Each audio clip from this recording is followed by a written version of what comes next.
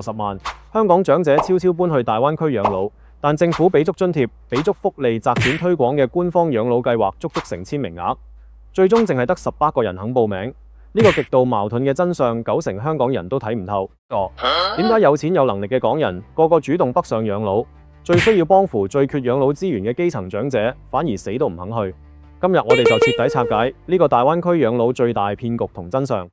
背後牽扯嘅制度漏洞、醫療死穴、福利陷阱，每一點都同全港長者準備退休嘅香港人息息相關。喺粵港澳大灣區融合越嚟越深嘅今日，跨境養老早就唔係小眾話題，而係無數香港長者晚年選擇嘅大勢。但如果你有細心留意民生數據，就會發現一個極度詭異、完全反常識嘅現象。市面上面越嚟越多香港長者主動過深圳、廣州、中山、珠海定居養老。10年間，大灣區定居嘅65歲以上港籍長者暴漲4成，累積將近10萬人。呢個數字仲喺度持續飆升，足以證明大灣區養老對香港長者嚟講係真係有吸引力，真係有人用腳投票。但另一邊廂，香港政府煞有介事推出大力宣傳專幫基層長者嘅廣東安老計劃，坐擁近9000蚊每月嘅福利津貼、零手續費、跨境出糧、專屬醫療補貼，仲專門批出60萬宣傳經費，大開1000個養老名額。最終居然淨係得18個長者參與，一邊10萬人大規模自發北上養老，一邊1000人政策淨係得18人捧場，冰火兩重天嘅局面，絕對唔係一句港人唔中意北上可以解釋。今日我哋就由數據制度、醫療權益、風險5大維度同大家講透呢個香港民生最大嘅反差真相。長期跟進香港老齡民生數據嘅朋友都知，而家長期定居廣東嘅65歲以上香港長者個人數已經逼近10萬大關。過去10年呢個群體嘅增幅高達4成，遠遠高過香港本地長者人口嘅增長速度。香港成個65歲以上老齡人口過8萬。而定居大灣區嘅港籍長者佔比已經升到6個百分點，仲一路喺度漲。呢組實打實嘅真實數據已經狠狠推翻咗好多人嘅刻板印象。根本唔係香港人唔中意大灣區養老，反而係大灣區宜居嘅環境、寬鬆嘅生活節奏、平價嘅物價、舒適嘅居住空間。對比香港地少人多、租金天價、生活逼仄嘅現狀，對退休長者嚟講確實係更好嘅養老選擇。但民間自發養老嘅熱度完全帶唔起政府官方政策嘅熱度。呢個由港府主導嘅廣東安老專項計劃個初衷絕對係良心民生政策，專門針對香港基層弱勢長者。呢班人輪候香港本地資助床位10幾年都冇着落，收入微薄，積蓄有限，根本負擔唔起香港昂貴嘅眼樓實務，亦都冇能力自費入住大灣區高端養老機構。政府專門開出1000個專屬名額，搭配大額宣傳推廣，本意就係想幫呢班最需要幫嘅長者開闢一條平價安穩嘅跨境養老出路，解決本地養老資源不足嘅民生痛點。但現實狠狠打臉，數年推廣落嚟得嘅18個報名人數，堪稱慘淡到極致。呢兩組反差極大嘅數據，多年嚟一直引發全網爭論。有人話官方政策無人問津，證明大灣區養老根本唔靠譜，只係炒作出嚟嘅噱頭。亦都有人話10萬港人定居大灣區係鐵證，跨境養老係大勢所趨。18人嘅數據只係政府宣傳同執行太差，但事實係兩組數據全部真確，完全冇做嘅筍。之所以反差巨大，核心原因就係呢兩組數據對應嘅係兩類完全唔同階層割裂、需求迥異嘅香港長者，搞唔清呢個核心區別，你永遠睇唔透跨境養老嘅真相。首先講緊10萬自發北上定居大灣區嘅港籍長者。呢一批人絕對係養老群體入面嘅自主優選派，佢哋大多有充足嘅退休金、多年積蓄部分，仲有物業租金、投資回報等額外穩定收入，經濟能力完全自由，唔需要依靠政府任何津貼、福利兜底。佢哋揀大灣區養老，純粹係基於生活品質、居住體驗、生活成本嘅理性對比。呢班有錢有積蓄嘅長者，可以自由揀大灣區高端養老社區、升級民辦安老院，甚至直接喺內地買樓自住養老。完全唔使受政府計劃嘅名額限制、資質審核條款約束。對佢哋嚟講，北上養老係升級享受，係為咗晚年過得更舒服、更寬鬆，根本唔需要參與政府嘅平價幫扶計劃，自然亦都唔會被納入1000名額、18人報名呢個官方統計入面。而政府入欄名額專項安老計劃精準鎖定嘅係香港最弱勢、最底層、最無助嘅長者群體呢。班長者幾乎冇私人積蓄，冇額外收入來源，一世靠港府高齡津貼、生活補助金為生，長期輪候公屋、輪候資助養老床位，一輩子都搶唔到香港本地嘅公共養老資源，佢哋先係真正需要政府托底、需要跨境配套、需要平價養老保障嘅人群。但最諷刺嘅地方就喺度，最需要政策幫扶、最缺養老資源嘅呢班基層長者，偏偏係最唔敢報名、最唔肯北上嘅一群。反而完全唔需要政府幫忙，可以自主優質養老嘅富裕長者，就大批量自發定居大灣區，最終形成剛需者唔敢去、優質者唔使去嘅政策真空。呢個就係香港跨境養老政策推行多年始終無法突破嘅核心死結。可能好多觀眾會疑惑，呢個官方計劃福利咁好，點解基層長者都唔心動？我哋直接計一筆真實嘅數俾大家知。參與廣東安老計劃嘅合資格長者可以疊加多項政府津貼，包含專屬跨境養老加碼、補貼高齡津貼、長者生活津貼等等，每月到手總福利最高接近9000蚊。呢個收入水平放喺大灣區2、3線城市，完全可以覆蓋全日食宿、日常護理、基礎就醫嘅所有開支。真正做到零成本養老，政府全包單睇經濟帳呢，絕對係穩賺不賠嘅頂級福利，比留喺香港基層養老着數太多。但所有基層長者都心知肚明，呢筆看似豐厚嘅福利背後係無數項目件承擔唔起嘅隱性風險。呢啲風險遠遠大過每月9000蚊嘅收益。好多外行評論中意將政策遇冷，個簡單歸咎於香港人戀棧故土，唔習慣內地生活，怕語言不通，怕環境陌生。但呢個講法完全經不起數據推敲。近年粵港民生融合越嚟越深入，港府持續擴容大灣區合規養老機構名單。而家納入官方認證可以接收港籍長者嘅廣東安老院舍已經有26家，覆蓋大灣區9大核心城市。入住呢啲合規機構嘅港籍長者人數逐年穩步上漲，對比政策初期嘅數據，整體增幅高達3倍，足以證明香港長者根本唔抗拒大灣區養老，只要保障足夠、風險可控，大家都願意北上享福。而增量全部嚟自自費買保單入住嘅中高端長者，基層福利長者始終零增長。個問題根本唔係環境，唔係習慣，而係制度漏洞同生命安全保障缺失。我哋回顧10幾年粵港跨境養老嘅政策迭代，就會發現港府真係落咗好多功夫，幾乎將長者日常養老嘅所有細碎場景全部做到政策全覆蓋。由最早期嘅跨境院舍入住政策，打通香港床位輪候者北上養老通道，到後期開放醫療券、大灣區通用跨境門診住院報銷對接，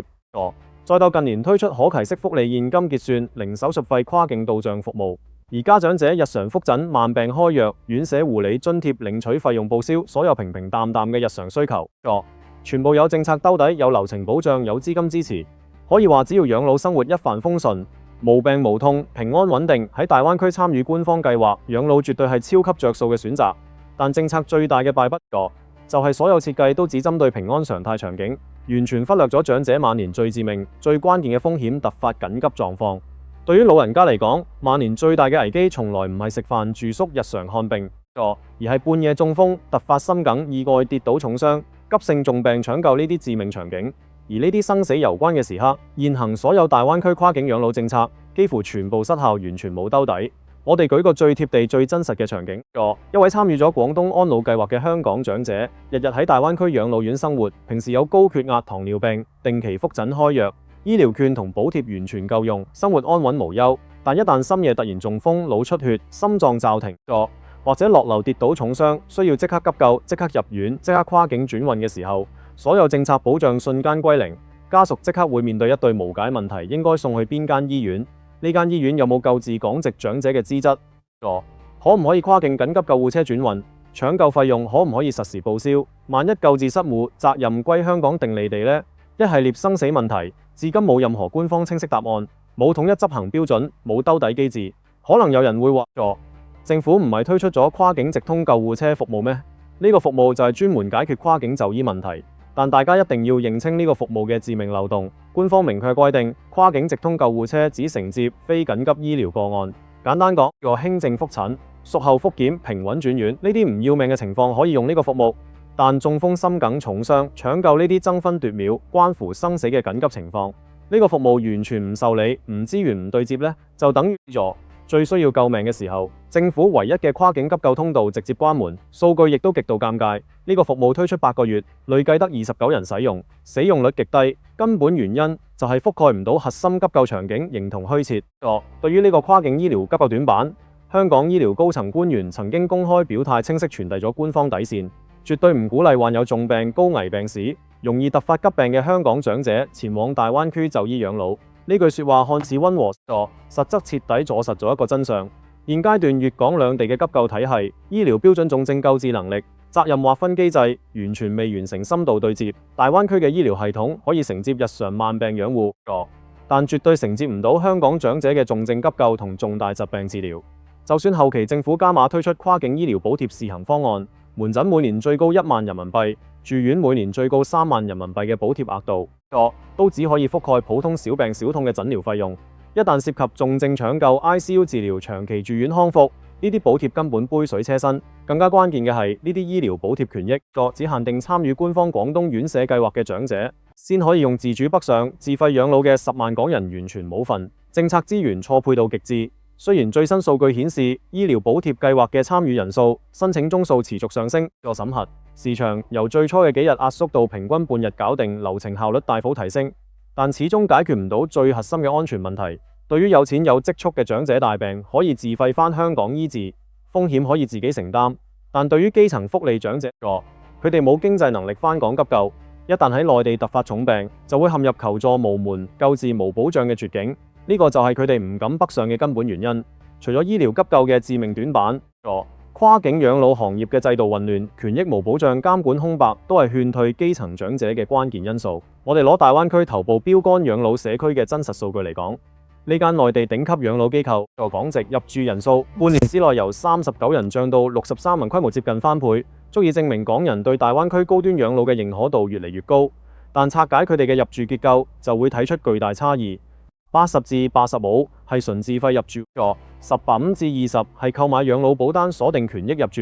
淨係得不足10名嘅長者係通過政府官方安老計劃入住。三類人群嘅風險保障天差地別，自費長者完全自主付費，唔受政策約束，個風險自己可控。保單長者前期投入大額保費，同保險公司簽訂正規合約，有清晰嘅法律保障，優先入住權益。就算機構出現運營波動，都有金融機構兜底。唯獨係政府計劃入住嘅基層長者，佢零自費、零合約、零金融兜底，完全靠政府口頭政策背書。一旦養老機構出現財務位伏磨縮水、倒閉跑路、退費糾紛，呢班基層長者完全冇維權渠道，最終只能自認倒霉。更加嚴重嘅係，大灣區大部分跨境養老機構普遍存在收費不透明、退款機制混亂、行業標準缺失嘅問題。好多機構入場費高昂，繳費規則複雜，但對於退費比例、退出條件、運營風險、破產處置呢啲核心權益完全冇統一規範。對比返香港本地嘅長者住宅項目，同樣需要繳納入場費，但香港有完善嘅消費者保障條例同養老監管制度，有明確嘅階梯式退款機制。長者住咗幾年想退想返香港，就會按照時節叫做年次按比例退費，權益清清楚楚，有法可依。而大灣區跨境養老遷徙離地，香港兩套法律同監管體系權責交叉，邊界模糊，一旦出現糾紛，普通基層長者根本冇能力跨區維權。呢種制度性嘅不確定風險，對於抗風險能力為零嘅基層長者嚟講，絕對係無法接受嘅隱患。除咗養老機構權益問題，香港本土福利嘅流失風險，都係基層長者最擔心嘅痛點。